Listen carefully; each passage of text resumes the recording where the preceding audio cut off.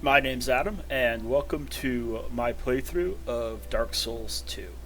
So I was encouraged to do this by a streamer, Biss, and I like Dark Souls 2. To talk about Dark Souls 2 on the stream quite a bit. He encouraged me to do a playthrough. The goal of this is just a regular playthrough, help you out, approximately 45 minutes to an hour episodes, just going through the game like a person normally would. Nothing too complicated. It's not going to be 100%, but it's going to be close. Like, we're going to go through all the areas, maybe not the DLC, and we're going to go through them in a way that you can get most of the stuff done in the areas. So let's start a new game, and let's see how it goes.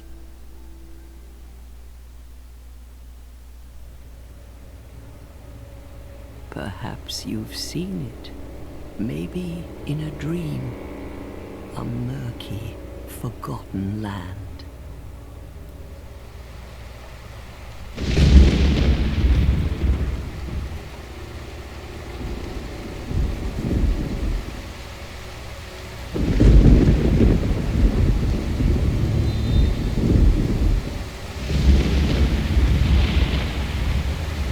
A place where souls may mend your ailing mind.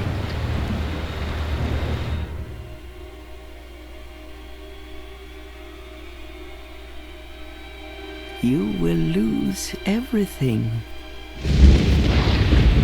Once branded. The symbol of the curse. An augur of darkness. Your past, your future, your very light.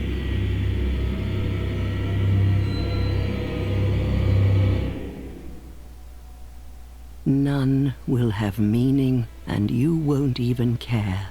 By then, you'll be something other than human. A thing that feeds on souls, a hollow.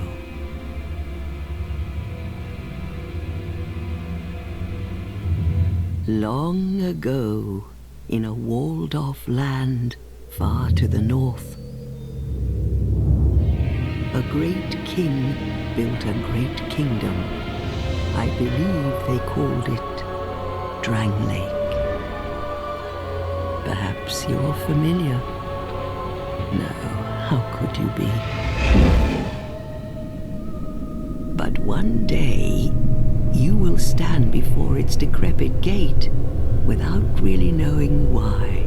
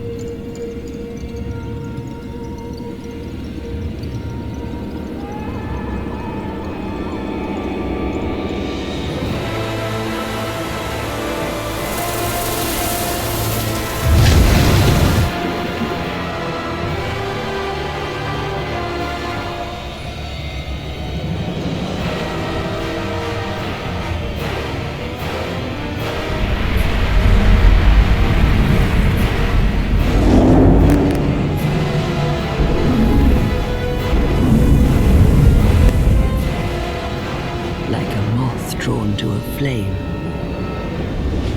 Your wings will burn in anguish. Time after time.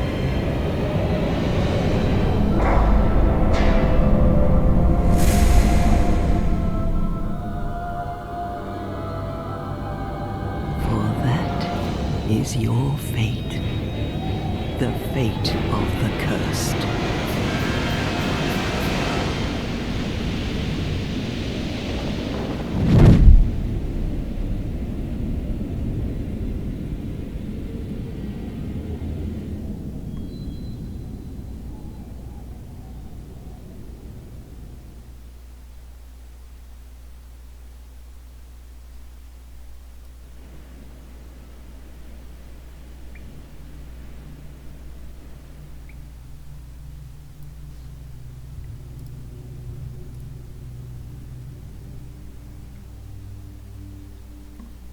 Okay, so that's the opening cutscene, and now we find ourselves in Things Betwixt, the starting area of Dark Souls 2.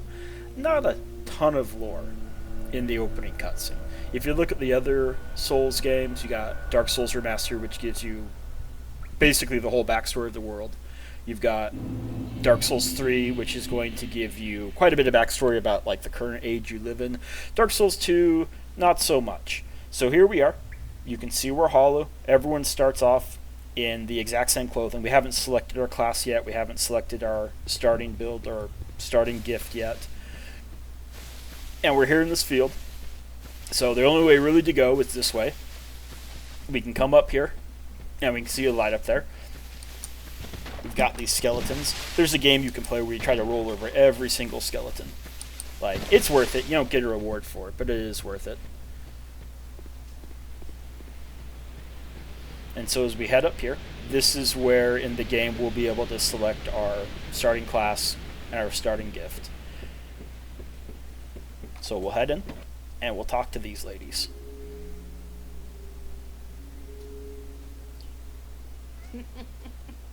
What seems to be the ruckus? Oh my, your face. The face of the curse. It's an undead. An undead has come to play. They all end up here. All the ones like you. You spoke to that kind old dear, didn't you?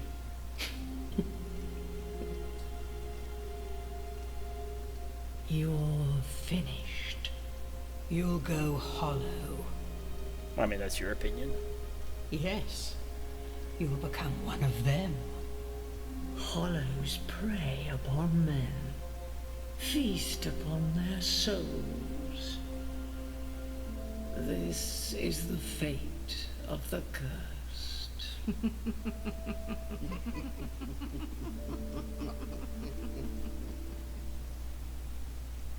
What is your name?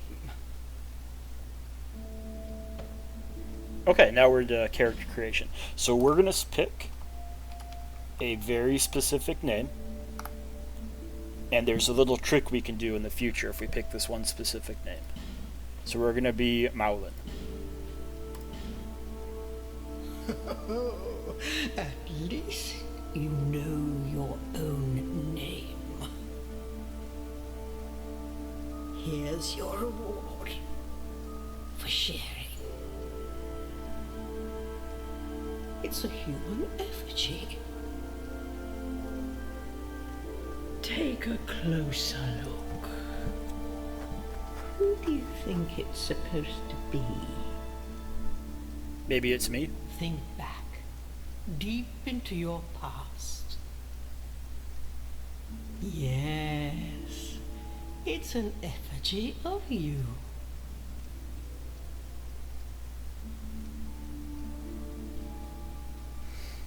So class and gift. If you've never played Souls games before, the class is not that important. You can pick any of these. It really doesn't affect your game very much, if at all. So a lot of people pick Deprived because you start off with the lowest amount of levels. It means you level slightly quicker. It's not that big of a deal. For us, I'm going to play as a knight because the stats that the knight gets starting off really are the ones I'm going to be investing in during the entire game. So I don't play magic, so I'm not going to pick something like a sorcerer, or I don't do faith build, so I'm not going to pick a cleric. It's a very minor difference, but I don't need any extra points, say, in faith, attunement, or intelligence. So we'll pick knight. Starts us off with a sword. Sword is decent. Starts us off with decent health, decent endurance, decent adaptability, which is an important stat. It's not like the most important stat. We'll talk about adaptability. For gift, there's really only one gift I think is all that worthwhile. It's not the life ring. It's not human effigy. It is healing wares. This is going to start you off with quite a few healing items called life gems. In Dark Souls 2, there are generally 2 healing items used throughout the entire game. Estus and life gems. And we don't have our Estus flask yet. We don't start with it, so we might as well start with some life gems. Some other stuff, like, this is all very common. Homeward Bone, very common. Bonfire Aesthetic, we're probably not going to use any of those. Petrified something, we'll get those. Seed of a Tree of a Giant, so that's like a multiplayer item. We're not going to need it, so we pick that.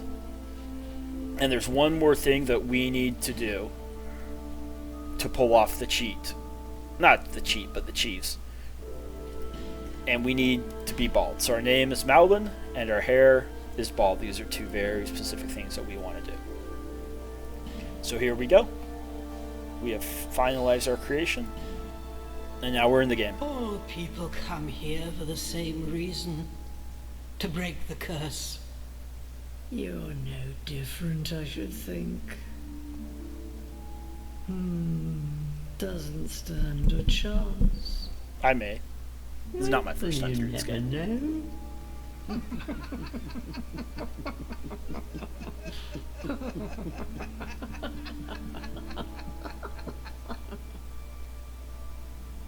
Go through the door and trot along to the kingdom. But remember, hold on to your souls. They're all that keep you from going hollow. Oh, I'll fool you no longer. You'll lose your souls. All of them. Over and over again. Okay, so watch this. We're in our imported tunic. This is our starting clothing. In a second, we're going to be in the knight armor. I just want to point out, there's no bathroom in here. Like, how did we change? Did we just strip down and change in front of all these ladies? Like, that's something that people have wondered about Dark Souls 2 for quite a while. So, lore-wise, we've got these 3 old ladies. They are fire keepers. No, get it. It's my cat. I named her Gata, which is just the feminine form of cat in Spanish. And that was a play on words, because my wife adopted her. And I view cats as somewhat generic, so I gave her a very generic name. But then my wife stopped liking her, so she became my cat. So down here, also we've got this one young lady. Her name's Millibeth. We don't really need to talk to her, but you could talk to her if you wanted to. So this is a entry area. It seems like everyone who comes to Drangleic comes through this little cabin, and you get a human effigy, and you can come up here, and you can actually steal the next player's human effigy. So the next person who spawns into this game to do a playthrough won't receive a human effigy themselves. We can open up this door. We've got a bonfire on the other side. You can light bonfires without resting at them. I'm not aware of any bonfires in this game where you automatically rest at them. And if we were to die, we would respawn at the last bonfire we either rested at or that we lit. We can grab some souls and a torch, and then we are going to head back out here to where we came from. And it's going to be slightly different coming back out here, because now we've got our weapon, now we've got our armor, now we've got some life gems, and there's a couple things we're going to do just here in the starting area before we move on. Let's grab the small suit. I can't say that. That's a tongue twister. It's the small, smooth, and silky stone. So we'll grab that, and we're going to come to this area right here, and we can see these footprints right up here. Obviously, we're coming up to a somewhat big enemy. Sometimes people will call these Cyclops. Sometimes people will call these ogres. I tend to call them ogres. I don't know the exact name. These enemies, there's a fairly simple way to fight them. You just try to get behind them, and they will sit down on you. So that was not a sit down. Here's one right here. It sits down. It needs to recharge its attack. You can attack it a couple times, maybe even 3 times while it does this. If it hits you with this attack, it's not even that dangerous. And just let it back itself into the corner. Okay. One more hit. And now we're going to have to fight it from the front. And we want to... It's going to do these attacks. We don't want to attack it until it gets into some animation it's locked in.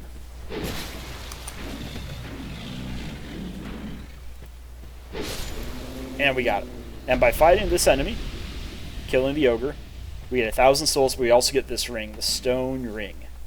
And we can equip this ring right away. Additional reduction for enemy pose, or of enemy poise. For this, it gives us a chance to stagger certain enemies, mainly bosses. That while we're fighting the boss, sometimes we'll get in a hit and it'll stagger it, and that'll give us a chance to strike one more time. It'll give us a chance to heal. It's a useful ring. It's not the most useful ring. I recommend everyone gets it. Mind you, you don't need to get it like right after that. You can always do a couple areas and come back to it, but I recommend everyone gets that ring. And we're not going to use that ring the whole game. So we come through here. This is the tutorial area. So in this starting area, there's no bosses. Not a single boss. There's one mini boss, but we don't have access to that mini boss yet. So we're just going to walk through. You'll see right there, here is a stone statue. A statue blocks your way. We need a consumable item to unlock that statue. And since we don't have it, we just continue on. And we're just going to skip the tutorial area for right now, too. We'll come back to this. We'll be back to this pretty quickly. Within 3-4 areas, we'll be back to this. And we'll clear out things betwixt. So we move on. And we head towards the hub area of the game, which is called Majula. Now, a lot of people think Majula is the best hub area of all the Souls games. I'd say it's tied between here and Firelink Shrine in Dark Souls Remastered. But this is a pretty good hub area. And a lot of people think that with Majula being the best hub area, it makes Dark Souls 2 the best Souls game. So I don't disagree with the sentiment, but I don't think it's just for this reason. So in Majula, we've got a bonfire. We've got 4 ways out. We can go to 4 different areas, technically. And then we can go back to things betwixt. We've got some items, and we've got some NPCs to interact with. So right here, that's going to lead us to a mid-game area. We're just going to skip that for now. And then we'll work our way around to the left.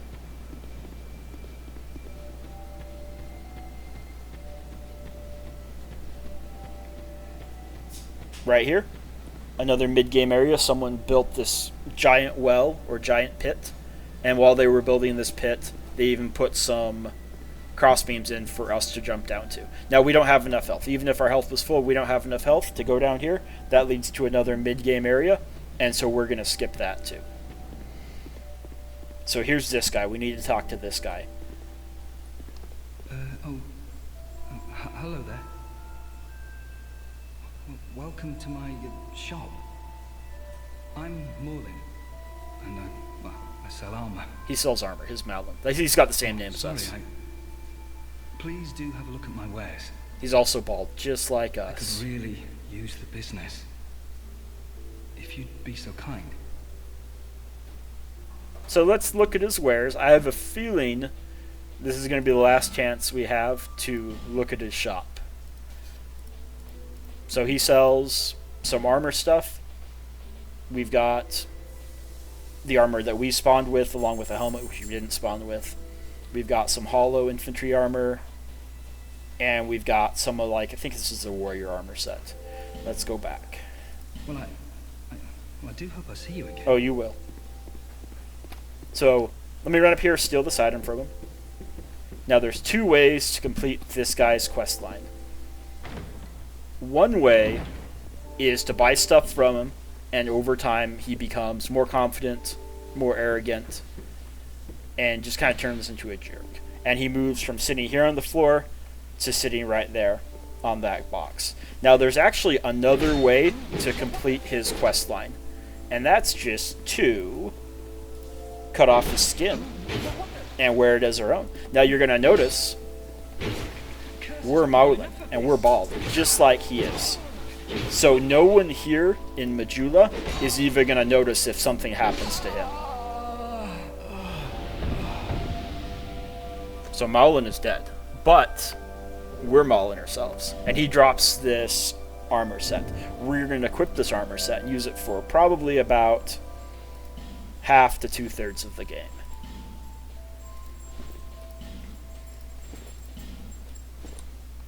Alright, because we're mauling.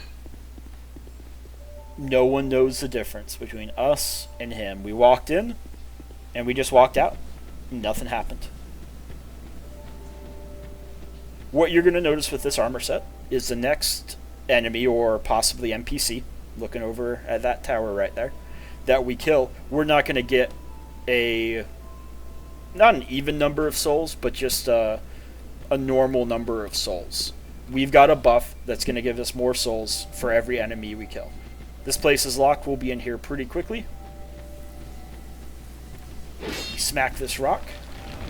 An item comes up. And we have an Estus Flask shard. We don't have our Estus Flask yet, but we're about to get that. And then back there, you can see that little brown thing. That's a pig. I think there's 3 or 4 pigs back there. They're enemies. They're hostile. We're not going to mess with them. They're actually kind of hard. And there's no benefit to messing with them. We've got this cat right here. Her name is Shalquar. We could talk to her if we wanted to. We're not going to. She sells items. If you ever lock yourself in a covenant, she's the one who is able to release you from that covenant. And then sometimes where she's right there, we can actually talk to her through the wall. Oh, undead are we? We're talking to the cat. And one without much time remaining. No, I disagree.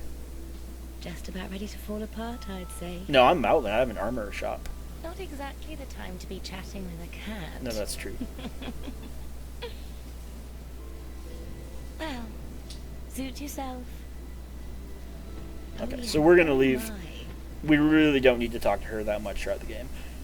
As we progress through the game, we can go talk to her and get like updates, and she keeps tabs on our progress, but we're not going to. So this area right here, this is one of the 2 starting areas, or this tunnel will lead us to one of the 2 starting areas, the Hyde's Tower of Flame. That is considered the more advanced starting area, so we're not going to go to that one first. Like, that area is doable, but it can get pretty tough just starting out. So we've got this shrine right here. If we wanted to, we could join a covenant right now. Nothing's really explained about these covenants. You probably just need to look them up. We're not going to join this covenant. This would have us be part of the Company of Champions, and that would make the game quite a bit harder. I've played through the game like that. I've beat the game like that. It is a more challenging experience. I'm not going to say it's better, but it is more challenging. It would make enemies have more health, hit harder, most of the bosses to kill you in 2 shots, and then there's no multiplayer. So we're going to avoid that. We can come over to this guy. He's important to talk to. His name is Leningrast. Who are you? Oh, it doesn't matter. Just help me open this door. This door. I packed my tools in here, seeing it was vacant. You can see his tools in there. But now somebody's gone and locked the door. I'm a blacksmith. I'm nothing without my tools. Bring me that key. Chop chop. Alright, so we need to find this key to unlock the blacksmith here in I'm a Majula. blacksmith. I'm nothing without my tools. So I'm Madeline. Bring me that key. You Chop can chop. see my shop just over there. I will look for your key. People make a big deal about it, that there's an open window right here, and there's an open window right there. And we could just climb on through. But this is not a one-sided lock. This is a 2-sided lock. So even if we climb through, the door would still be locked. So we need to look for that key. Let's head up here.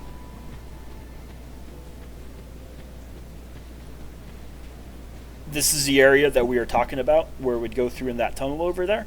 We've got Hyde's Tower of Flame right there, just behind my hat. And then a second area, which is the Cathedral of Blue. 2 areas more or less wrapped into one. We can head up here. Now we're playing in offline mode, so we can access this. It says 0 deaths worldwide. If we were in online mode, it would be like 80 billion deaths, and it tracks all the deaths of all the people who play online mode. Like, we're talking more deaths than World War II. But since we're in offline mode, it's only going to track our deaths, unless one time I forget to make it offline mode and I enter this for the playthrough in online mode, then we'd see all the deaths if we went to this, which we're really not going to go back. And then we've got this guy right here, which is the Crestfallen Warrior. We can talk to him. He's more or less the same as the Crestfallen Warrior in Dark Souls Remastered. You have that distinct scent. The smell. Blah, blah, blah, blah, blah, blah, blah, blah, blah, blah, blah. There's really only one way to complete this guy's quest line. Like in Dark Souls Remastered, Crestfallen Warrior, there's more to do with him. For this guy, he'll talk to us a bit, he'll share some philosophical thoughts, and then he pretty much just sits there. But if we complete his quest line, we actually get something from him, and we help him out too. Like, we are helping him right now. I just want to point that out.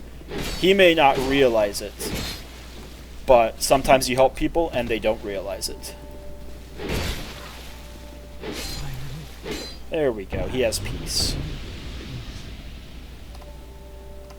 He also drops this ring, which we're going to use. Ring of Steel Protection increases physical defense. We're not going to use this ring for very long, but it's there. And we help them complete his quest line. Like, that's important.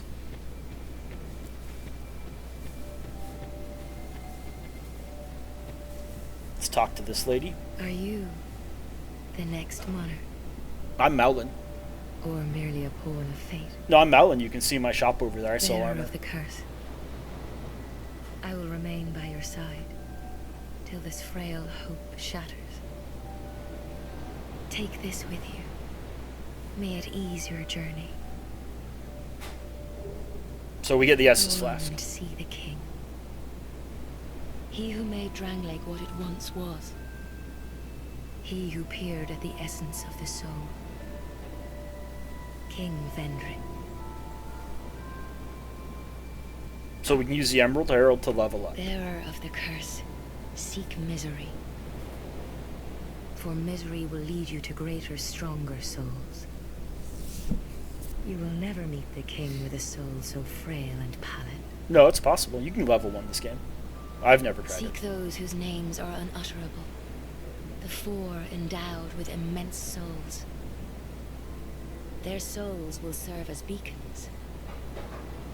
Once you have found them, return here to me, so that hope will not fade away. I will do that. Is that a shard you found? Here, let me see it, so that I may help you to see light, to see hope, however faint it might be. If we are ever carrying an Estus Flask shard in our inventory, she will give us that to remind us to upgrade our Estus Flask. So the way the Estus Flask works here in Dark Souls 2 is it starts with 1 healing charge. And every shard we add to it increases it by 1 more. So it scales linearly. And then we can level up. We're not going to level up quite yet, but this is how we would level up. And we can increase these stats. Once again, we're going to ignore faith, we're going to ignore intelligence, and we are going to ignore attunement, because those are all spellcasting or miracle stats. Vigor increases health, endurance increases stamina, vitality increases equip load, strength and dex are for using weapons, and adaptability changes how many iframes or invincibility frames we have when we roll. People don't like this stat because you start with very few and you can increase it, and it can change the way that you play the game, but it just is what it is. Like, in real life, you would upgrade your adaptability and get more iframes, and nobody complains about it in real life, so I don't know why people are complaining about it in Dark Souls 2. Just being nitpicky. Let's rest at the bonfire.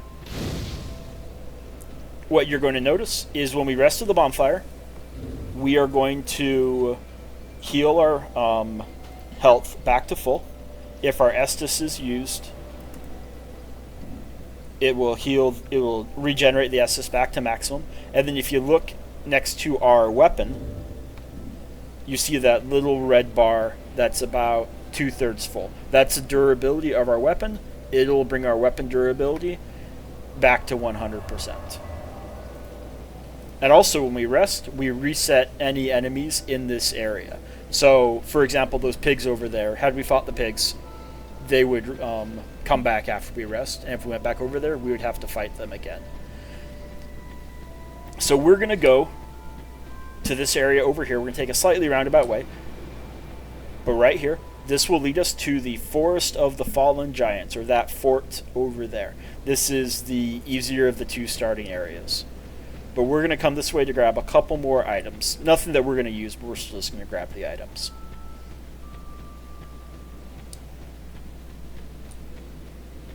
So right here, we can jump down. And be careful in Dark Souls 2, sometimes you tend to just launch yourself off edges. So try to aim for a wall, something that's going to keep you from launching yourself down into the ocean. That would be an insta-death right there. So we grab that weapon, we grab that healing catalyst, and now we grab the binoculars. Then we hop over here. And we are back right here, heading down into Forest of the Fallen Giants.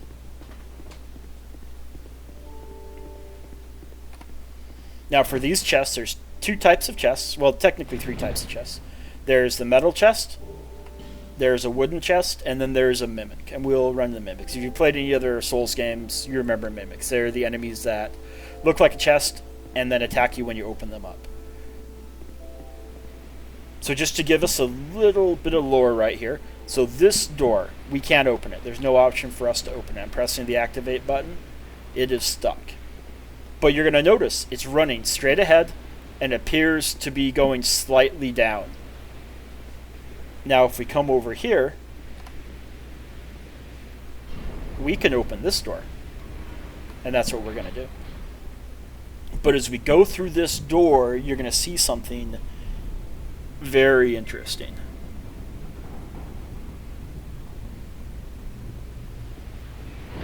So that other iron grate door, you'll notice it would be like right here, but it's not.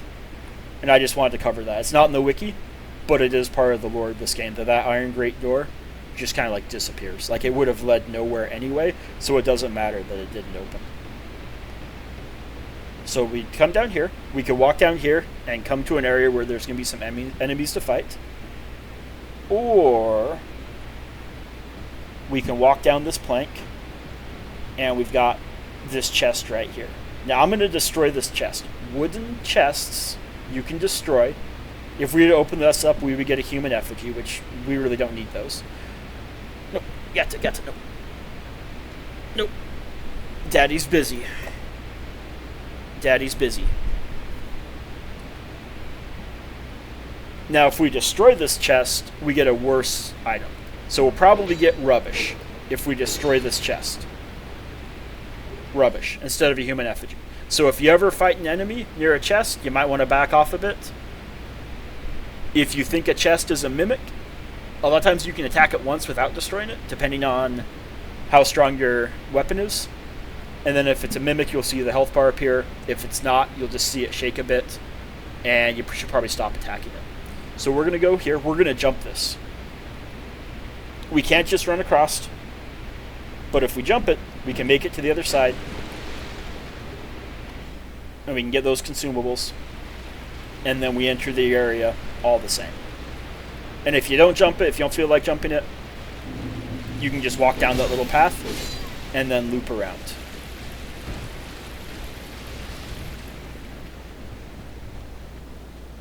Here's the path right here. So we've got the ogre, and he doesn't aggro unless we go near him. And then we've got these hollows. So, Combat 101 in Dark Souls 2. It's generally advantageous to strike first before the enemy winds up. Let's say we strike and miss, or we get hit. Just jump away. Combat in this game is slow enough, you typically can't strike your way out of being hit. You get hit once. If you try to strike, you will continue to get hit. Your wind up takes too long. So you get hit, just like this, jump away. He strikes us. We're trying to strike right now. It's just too slow. We can't do it. Jump away, attack again. That's Combat 101. We've got an enemy up here that shoots arrows at us. If you ever get hit in the head with an arrow, and it's not really much you can do about it, it just happens, it'll be like an extremely long stagger animation. Like, we're talking 3 seconds plus. There's nothing you can do. Once you're hit, you're locked into it. But just be aware, if you ever stagger like excessively, that's what happened. So we've got these guys. We can kill these guys. They're not too tough. We can grab some items, and then we can go back and mess with the ogre.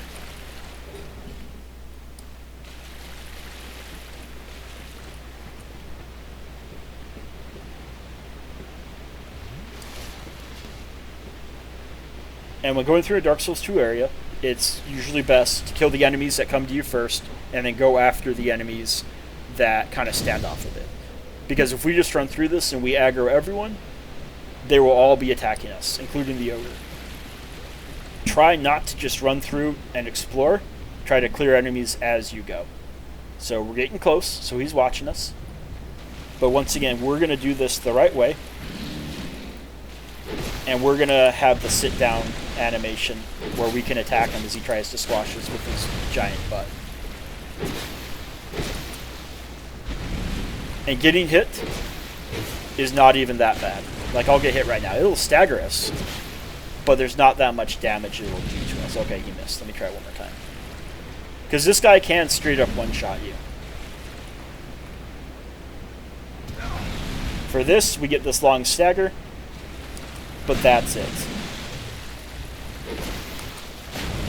Because he has a grab attack, well, he'll jump up and eat you with his mouth, and that's a one-shot. Even to, like, midway through the game, that's a one-shot. So we got him. You'll notice the first ogre we killed, we got 1,000 souls. The second ogre with the souls buff from Maulin's armor set, we got, what, 1,243 souls? And that's why we're going to wear this armor pretty much the whole game. If we swap out one article of clothing from this armor set, we lose the whole buff. So we're going to use this until we get one specific armor set all the way in Drangleic Castle. Alright, here we are. Now you'll notice some of the enemies here in this area just lay down until we get too close, and then they aggro, like this guy right here. This is not throughout the whole game. This is literally like just this area. For most of the game, enemies just aggro when you get too close to them, but they're standing, they're not hiding from you. Why? Don't know. What we're going to realize with this game is that the devs who made this game are extremely smart. And so we need to be just a little bit smarter than them. So if we were to run through and aggro all these enemies, which we're going to do, but just not quite yet, and then we see this ladder, we are going to think, okay, we can escape these enemies through this ladder, funnel them up. But nope, as soon as we use this ladder, this guy climbs down, takes away the use of the ladder from us. And that would kill us. So, down here's the area we just came from. We need to jump across to get that item. Be careful doing this jump. If you miss it completely and just fall straight down, you will die. If you jump and you don't make it far enough, you'll take significant damage. Now we've got these life gems, which we're going to use a life gem pretty quick to show you how they work. But just be careful jumping through. So we made the jump, we're fine. Grab this item. Let's look at some of the items we've got. So stuff we've accumulated, we've got our life gems, our varying power. We've got something that reduces poison, which poison is not an issue. We've got a divine blessing, which is another healing item. Green herb increases stamina. Homeward bone, we could return for the last bonfire we rested at. Dark sign pretty much is equivalent to a death. Like, there's no reason to ever use the dark sign. A throwing knife, Gold pine resin, this would attach a buff to our weapon. Rusted coin, I never use these. Rubbish, I never use these. Souls is equivalent to having souls but in your savings account. If you die, we're going to lose the souls in the bottom right corner. The 4757 souls. We would need to go recover those souls from where we died before we die again. For these, we maintain these souls until we actually consume them and use them. Black separation crystal, we're not doing multiplayer, but that would send a summon home. Bone rewarder restores the link to other worlds. I think we would, since we're in offline mode, we could use this and go back into online mode. And then the small, smooth, and silky stone is a consumable. We'll cover that in a little bit. We're not going to cover that yet. That has to do with things betwixt.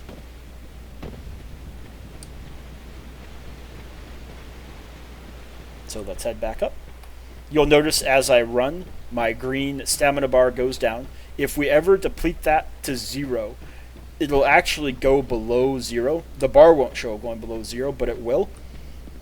And it'll put a debuff on us to where we're not going to be able to run again until it completely regens. So if you're able to keep tabs on that, try to not run it down to 0. If you're watching it, try to keep it, 10%. And that way, should we need to use it before it completely recharges, there's no problem. So we've got this guy up here. And if we were to stay down there with those enemies, he's going to throw fire bombs at us. We'll bait out a fire bomb right now. So let's aggro him. And he's going to throw the fire bomb. It's just a small, explosive. Also, just be really careful. Falling at this height typically is going to be fatal. Fall damage is incredibly impactful here in Dark Souls 2. Far more than, say, Dark Souls Remastered or Dark Souls 3. Like, in those games, you could fall, significant distances. You can fall, off the top tower of Anor Londo and be just fine. Here, no. If you fall 20 feet, you're dead. So we killed that guy. And let's head back down to where all those enemies are at.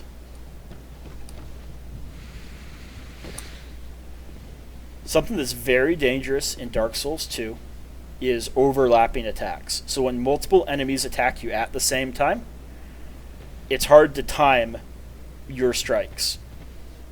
With one enemy, we'll just activate this guy. He can come in, he can swing, we can dodge, and now we know he's not going to be attacking for a certain period of time. Once we stack up enemies, they're coming in at all different times. It's very hard to get in strikes without being hit yourself, or even to get in strikes, period. So we'll run around, and we'll aggro all these guys. These are easy guys to kill. And what we're going to see is with all these people coming at us, it's going to be hard to get a good time to strike clean and get away. So if we were to just sit there and strike, we would certainly start taking hits. So what we're going to do is we're going to run a bit and string these guys out and get a strike in and back away. So if you ever have lots of enemies, just get a strike in, have plenty of stamina, have enough stamina to run away, and then just whittle them down. And by, we're going to have less enemies to fight. So just like that. And we're going to use the life gem. These are slow healing items. You're going to see my health bar increasing gradually over time. Now these are very useful too, because we can actually move and walk while we're using the life gem. Estus locks us in place. And with Estus, a lot of times we're going to take hits if an enemy is too close to us. With the life gem, sometimes the enemies miss us because they strike where we were, not where we're going.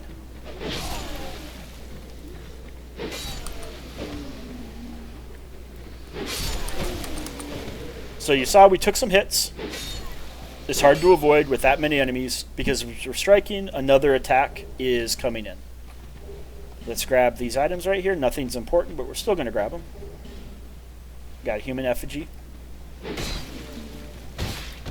Okay, so I activated the backstab. Typically, I don't go for many backstabs in this game, but it does lock you into this animation. You do have some invincibility during the animation, but I still don't use it a ton in Dark Souls 2. It's somewhat random in Dark Souls 2 compared to Dark Souls Remastered. Like, you have to be a certain distance behind an enemy. With Dark Souls Remastered, like, literally you can just stand right behind their back and it'll activate the backstab. For this, if you're too close, it will not activate.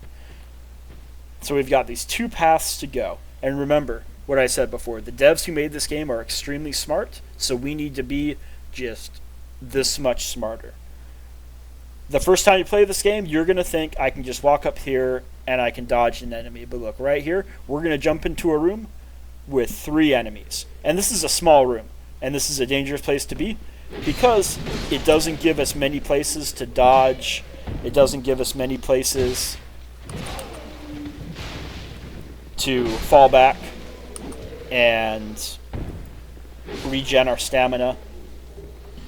So the devs got us in that trap. Like, we tried, but we were just not smart enough. Let's grab this item. Now you're going to see, had we gone this other way, we still would have fought an enemy.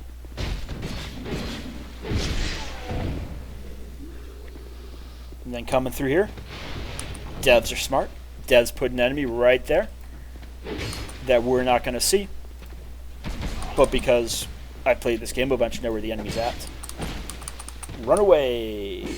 Now, if you're ever getting attacked like that, you need to heal. One of the best things to do is dive around a corner real fast. Like, make a hard turn around a corner, just like this. The enemies can't round corners as fast as us. And it'll give us a little bit of time, typically, to get off a heal.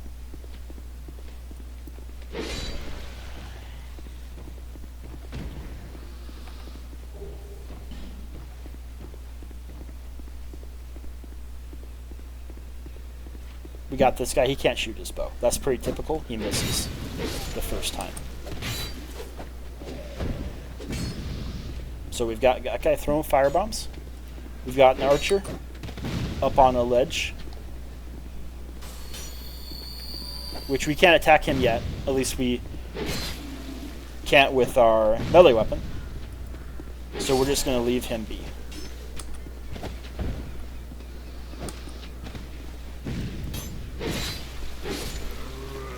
Let's grab this item. And let's head up those stairs back there.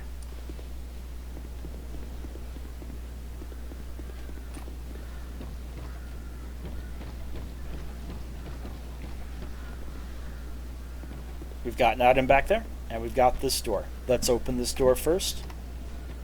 Oh no! The devs are super smart, and they put this guy here to ambush us if we open the door. Like I said, you're going to learn real quick that we got to be smarter than the devs in this game. And that's part of what makes this game so good, is that the devs were there first, they know what we're going to do, and they're going to trap us when we try to do just real common things. Here's a bonfire. We're going to rest of that. We got this NPC right there.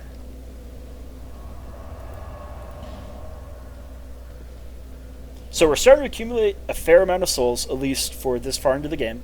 We want to buy souls from her. I mean, not buy souls. We want to buy items from her. If we buy enough items from her, which we're going to do fairly fast, then we are going to get a gift from her, another buff to how many souls we get for every enemy slain. So let's talk to her. Buy something.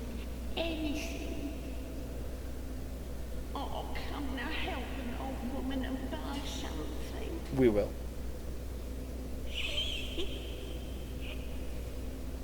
And also, if we deplete her dialogue, she will move back to Majula after we beat one of the bosses in this area. My name is... So we're just going to delete her dialogue. She talks about the things she saw in her past. It's really important. You probably want to listen to it to understand the lore of this game. It's high time that I pick up a move. I've a bargain for you next time we meet like that. Okay. So we're going to buy some things. You'll notice that she sells Leningrass Key. So we're going to buy that for 1,000 souls. Pretty much mandatory you grab that. And then after that, we're just going to buy some items to spend souls with her. So we'll buy this Pharos Lockstone. We don't technically need it yet, but we're going to need it fairly quickly. And then we'll just buy some life gems. So we've got Leningrast's key. We do need to head back to Majula, but we're going to do one more thing before we head back just to save time. Well, 2 more things. Maybe 3. We've got this door right here. It's locked. But in this area only, once again, not like a Dark Souls 2 game-wide thing, if we see these doors that are kind of messed up, we can just attack our way through them, and they will break. We've got a Crystal Lizard in here, which we want to kill.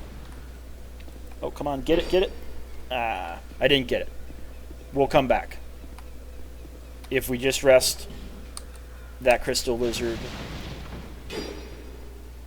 will be back for us to kill. And those guys typically drop a Titanite something, which is an upgrade item in this game.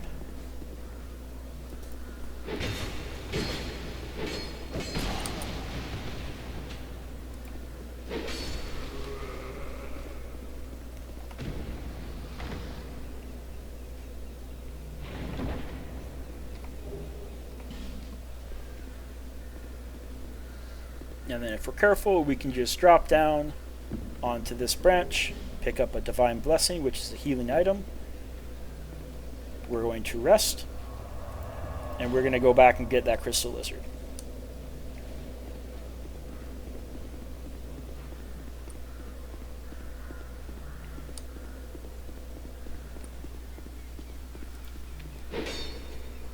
And you kind of have to attack these at a slight offset.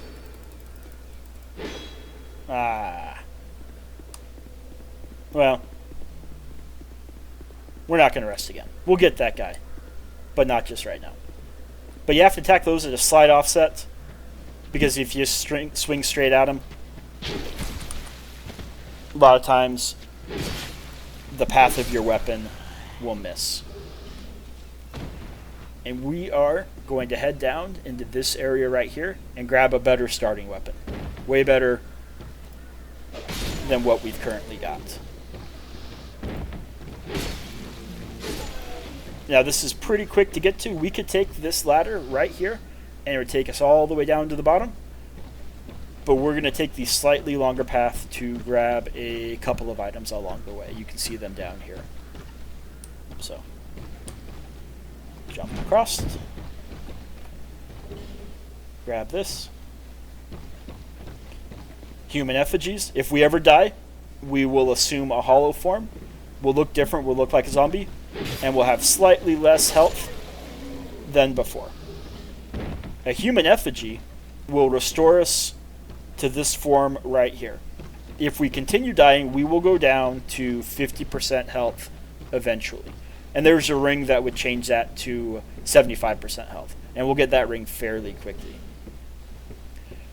So if you ever die a few times, it might be worthwhile to burn a human effigy.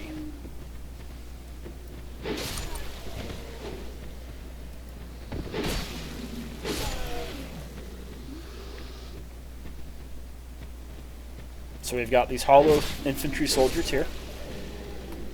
And then we've got a slightly harder, I wouldn't say hard, but a slightly harder enemy coming up. These old Ironsides, or Ironbacks, I forget what they are. We've got that guy right there with the mace, and we've got that guy right there with the mace. We cannot backstab this guy. Now we can trigger that animation, and we can attack him while he recovers from it. But if you try to backstab, he will flatten you. For enemies like this, and there's a lot of enemies like this, it's just you wait for them to attack, you dodge, you attack yourself. Old Ironclad, that's their name. You're typically not going to stagger this guy, so just let him attack, let him miss, come in, and then get your attacks in.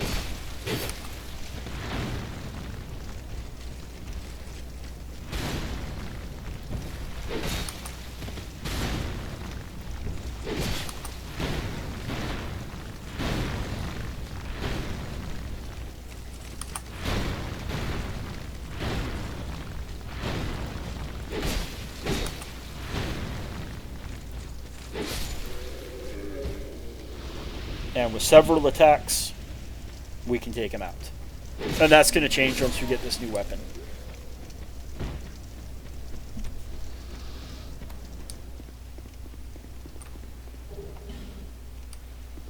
That's a shield.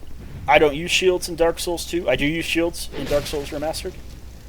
But we're just not going to be using the shield in this game. Okay. My keyboard, for unknown reasons, just died. I flicked it off. I flicked it back on. We're good.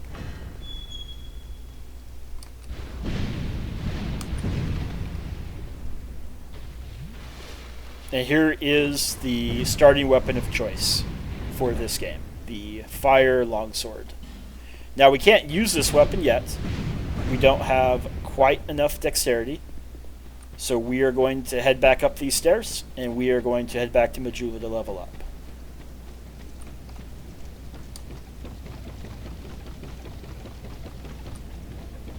And you can sprint upstairs. Okay. Keyboard just died again. There we go. We're going to look into the keyboard really quick. But you can sprint upstairs by holding the sprint button while you climb upstairs. It's a really good feature in Dark Souls 2.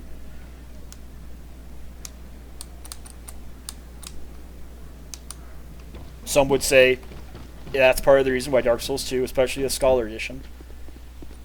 And we gotta be careful because my keyboard's going out.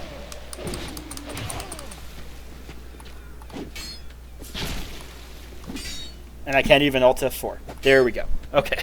I had to Alt F4 there. Let's figure out what's going on with this keyboard.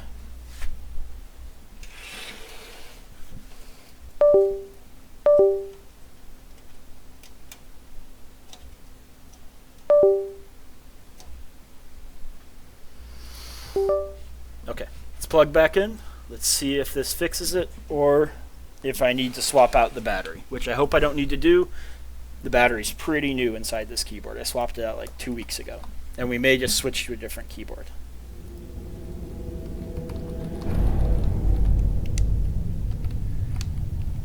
Okay, we're just switching to a different keyboard.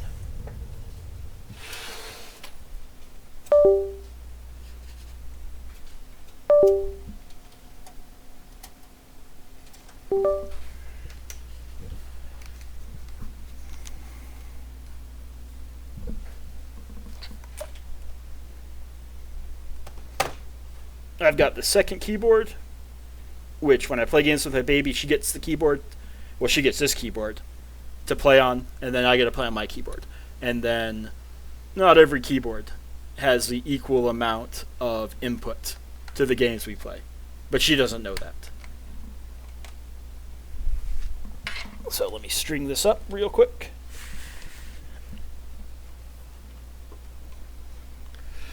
And we'll be back to playing.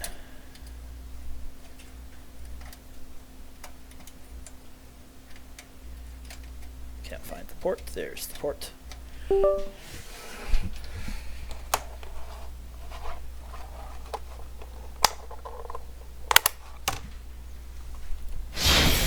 We're back in business.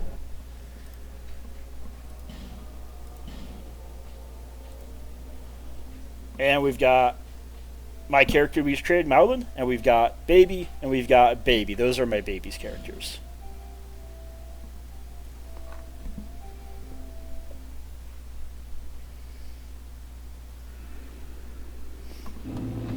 So we just spawn back in exactly where we left off. I didn't have enough space to do that Estus Shard Flask. I run around the corner, round it nice and hard.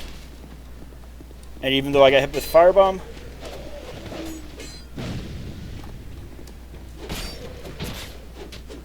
I was able to get the heal off. And I don't know why, but my cursor is still present. So we're going to travel back to Majula.